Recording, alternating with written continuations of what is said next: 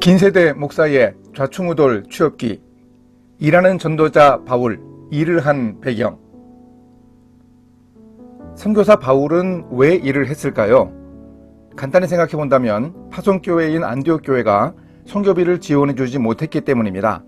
간혹 선교비를 후원받았으나 일해서 돈을 벌지 않고는 여러 명의 선교 팀원들이 장거리 여행을 하며 감당하는 선교를 계속하기 힘든 상황이었습니다.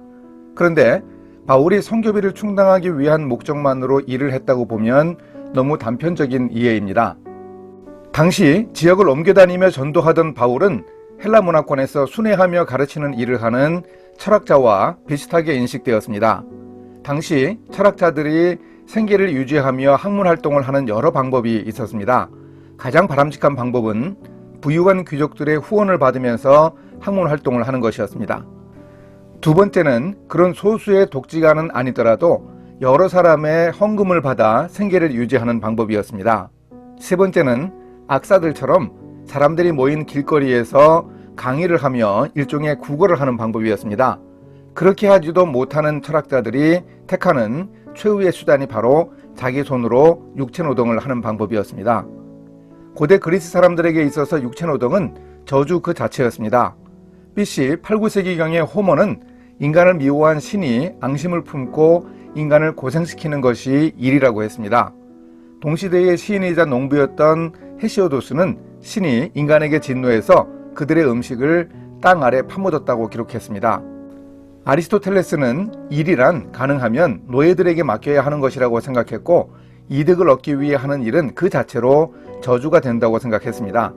또한 아리스토텔레스는 돈을 벌거나 지키는 일에 평생을 바치는 사람들은 사는 것 자체에만 열중하는 것일 뿐 인간처럼 잘 사는 것에는 관심이 없는 사람들이라고 했습니다. 그런데도 바울은 성령님에 이끌려 선교했지만 특정한 선교 전략을 가졌는데 그중 하나가 바로 일하는 전도자의 삶이었습니다. 일터소명 유튜브 채널에 일하는 전도자에서 바울의 일하는 전도 전략에 대해 여러 개 영상으로 자세하게 살펴본 적이 있습니다. 긴세대 목사의 좌충우돌 취업기에서 추가적으로 제가 공부한 내용을 나누려고 합니다. 그에 앞서 전에 나눈 내용을 정리를 좀 해보도록 하겠습니다. 고린도전서 9장을 보면 바울은 선교사가 교회나 개인으로부터 재정 후원을 받는 것에 대해 긍정적인 입장을 가지고 있었습니다. 사도 베드로가 재정 지원을 받으면서 선교하는 것에 대해서 당연한 것이라고 강조했습니다. 가르침을 받는 자들이 가르침을 베푸는 자들을 재정적으로 섬겨야 한다고 강조한 바도 있습니다. 바울이 고린도에 있을 때 실라와 디모데가 빌립보 교회에서 왔습니다. 그때 기쁜 소식뿐만 아니라 선물을 가지고 왔는데 그것을 기꺼이 받았습니다. 또한 바울은 장거리를 이동하는 선교 여행에 필요한 경비를 직접 요청을 한 적도 있습니다.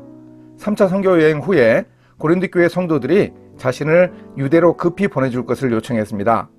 로마 교회 성도들이 서바나로 보내줄 것을 요청하기도 했습니다. 이렇게 비용을 대어서 파송해 주기를 부탁했습니다. 이런 사실로 볼 때 바울이 자비량의 원칙을 경직된 자세로 지킨 것은 아님을 알 수 있습니다.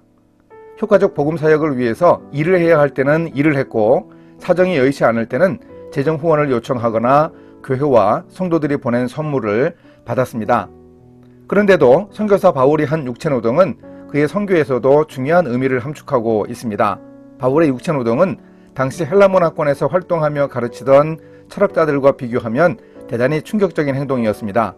바울은 그러면 어떤 영향을 받아서 이렇게 선교하며 일을 했던 것일까요? 세 가지로 한번 정리해 봤습니다. 첫째는 유대교의 전통으로부터 영향받았습니다. 그리스인들과 로마인들은 정신적이고 영적인 활동을 육체적 활동보다 강조했습니다. 하지만 구약시대부터 히브리인들은 육체적 노동을 중요하게 생각했습니다. 구약 성경에서 묘사하는 인간의 노동은 그 자체로 존엄성을 지니고 있기에 비록 땀을 흘려야만 하는 육체노동일지라도 무시하지 않았습니다. 하나님이 일하시는 분이었지요. 이런 육체노동에 대한 중요성이 랍비들의 전통에도 반영되었습니다. 랍비들의 작품을 보면 서기관이나 율법학자가 율법을 가르치는 행위에 대한 보수를 받는 것은 타당하지 못하다고 평가했습니다. 따라서 랍비들 가운데 많은 사람들은 율법을 연구하고 가르치는 일 외에 한 가지 육체노동을 택해 직업을 가졌습니다. 랍비들은 세속 직업에 종사하면서 상담력이나 법률 고문의 역할을 했는데 이건 자발적이었다기보다는 엄격한 전통을 따른 결과였습니다. 지도적인 역할을 했던 랍비들의 직업을 살펴보면 토지 소유자들이 많이 있었다는 점은 이해가 됩니다. 임대료를 받아서 생활하면서 연구에 더 많은 시간을 투자할 여유가 있었습니다. 그 외에 상인들과 수공업자들이 있었습니다. 대장장이, 구두장이, 가죽직공, 건축기사, 배 만드는 사람, 포도주 검사인, 벌목꾼 등이 있었습니다. 유대교의 유명한 학파를 창설한 랍비들인 힐렐과 샴마이는 모두 수공업자들이었습니다. 랍비들은 하루 가운데 3분의 1의 시간은 노동을 하고 나머지 시간에는 율법 연구에 힘썼습니다.